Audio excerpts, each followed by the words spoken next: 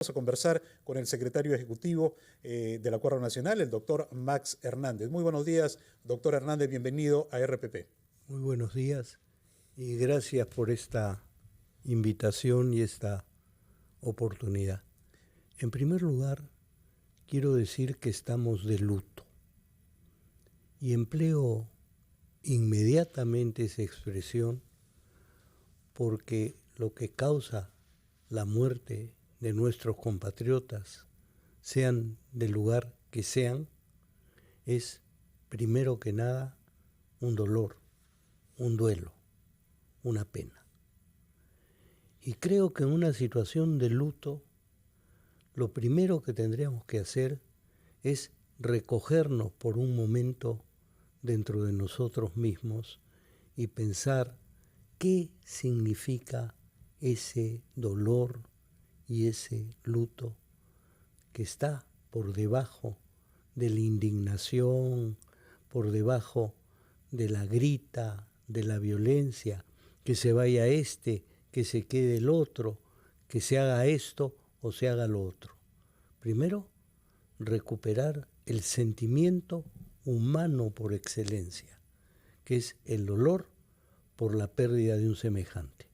Creo que esto es lo primero que tendríamos que subrayar para poder, a partir de ese momento, en un clima de dolor atravesado además por ira, indignación, desconcierto, intentar pensar qué es posible hacer para que no haya más violencia, que no haya un muerto más a partir de este mismo momento.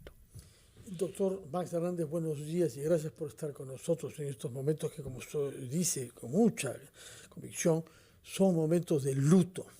Pero lamentablemente hay que actuar políticamente y el Estado tiene que estar presente y tomar decisiones.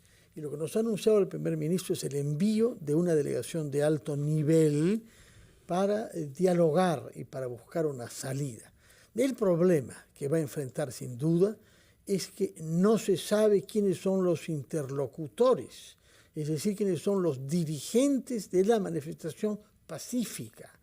Y además no se sabe cuánto poder tienen frente a otros actores que no quieren manifestación pacífica, sino que manifiestamente tienen interés en que haya violencia y muertes. De manera que hay un desafío grande que casi es para un psicoanalista, cómo poder tener frente a usted a alguien que quiera dialogar y que quiera definir reclamos de una manera racional. No lo ha habido cuando viajó el ministro del Interior a Puno, con el que no quiso reunirse el gobernador regional. Estamos ante una dificultad de tener al frente a interlocutores que compartamos objetivos básicos, el principal de los cuales es que no hayan más muertos. ¿Cómo se debe actuar en esas circunstancias, doctor Hernández? Bueno, es una urgencia, una necesidad y también una situación de enorme dificultad.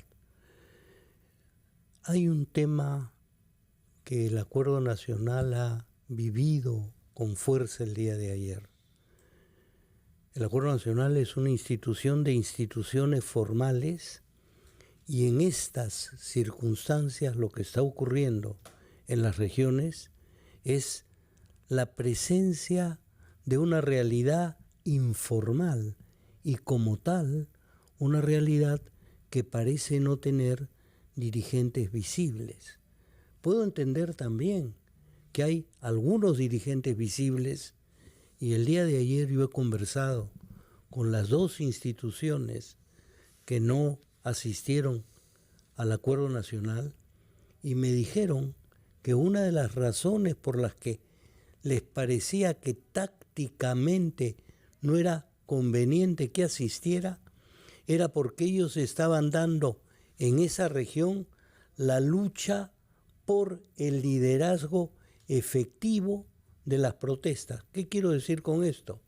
Hay un grupo que quiere las protestas, pero no aparecer ni como instigador ni como líder de la protesta, que son aquellos que están distorsionando la protesta y haciéndola una suerte de apertura a la criminalidad y a la delincuencia. Quiero decir que en las regiones hay gente que está con la protesta, pero está tratando de encauzarla como protesta. Y si en medio de todo esto hay algo bueno, en medio de esto, y sueno de repente como un cínico, es que por primera vez estas protestas han hecho que todos digamos hay demandas históricas no satisfechas. Entonces, la grita está mostrando que debajo de eso hay demandas históricas, pero la grita no quiere una solución a las demandas. La crítica quiere castigar, no se sabe a quién, pero se está buscando a quién castigar. Quieren castigar los del gobierno de Puno, el señor del gobierno de Puno, quiere castigar al gobierno nacional, no hablando con ellos, quieren castigar bloqueando toda posibilidad de diálogo, y para mí eso es una expresión de una feroz impotencia política. La impotencia política lleva a la violencia, porque si hubiera posibilidades de tener, por un lado, una representación y por otro lado, un discurso que articule demandas, pero acá no hay otra demanda que se vaya este y que se vaya el otro. Y del otro lado, del lado de las fuerzas del orden, que necesitan poner orden, hay también la tentación de extralimitarse. Y digo la tentación porque sabemos que en una protesta violenta, una de las evidentes consecuencias es buscar provocar a la policía. Porque si se provoca a la policía y tanto más al ejército, es posible obtener una respuesta que valide la protesta, diciendo que la protesta ha sido masacrada, etcétera, etcétera, etcétera. Seguimos con el duelo. Tenemos que evitar que esto ocurra. Tenemos también que saber que no podemos decir, dado que esta es una posición de extremos, caminemos por la cuerda floja, porque intentar caminar por la cuerda floja es pretender situarnos por encima de una realidad que nos implica a todos y a cada uno de nosotros. Doctor Hernández, muchas gracias por eso. Por favor, acompáñenos unos instantes, Carlos.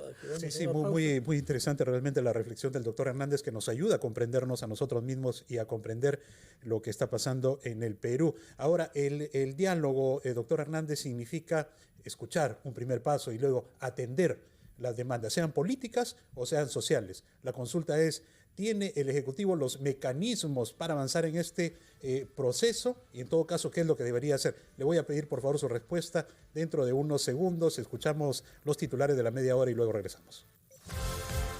A ustedes, intentando analizar lo ocurrido, el lamentable suceso, 17 vidas de peruanos que se han perdido en una ola de violencia desatada en la región Puno. Y estamos conversando con el doctor Max Hernández. Quedaba pendiente la consulta, doctor, sobre el proceso de diálogo, ¿no? Y decíamos que en una primera parte hay que escuchar, pero también hay que atender y hay que actuar. Y le consultaba, ¿tiene el gobierno en estos momentos, el Ejecutivo, las herramientas necesarias y la voluntad, sobre todo, de poder alcanzar este objetivo?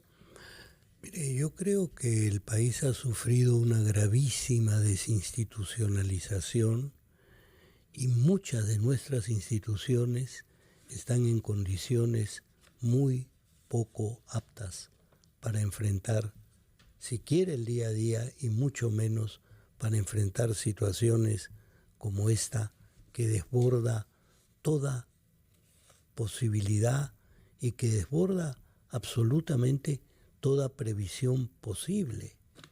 Entonces, pretender que esto lo vamos a resolver con medidas tradicionales como no doy el voto de confianza o doy el voto de confianza, porque si no doy el voto de confianza cae el gabinete o el gabinete se sostiene y se cree que es una validación a lo que se ha hecho. No, necesitamos una reflexión muy, muy, muy grande y cada uno de nosotros tiene que hacerla. tenemos que promover la defensa de la persona, y cuando hablamos de la persona, estoy pensando en cada quien como un individuo. No hablemos del Congreso, hablemos de cada congresista. No hablemos de la turba, hablemos quiénes están en este momento en la turba, y debe haber dirigentes legítimos y debe haber dirigentes ilegítimos que son asusadores, que quieren crear un río revuelto para la ganancia de no sé qué pescadores. Entonces necesitamos un trabajo muy, muy fino de inteligencia y también de una inmensa reflexión. Debajo de una protesta hay una demanda. Pero ¿por qué la demanda se transforma en protesta?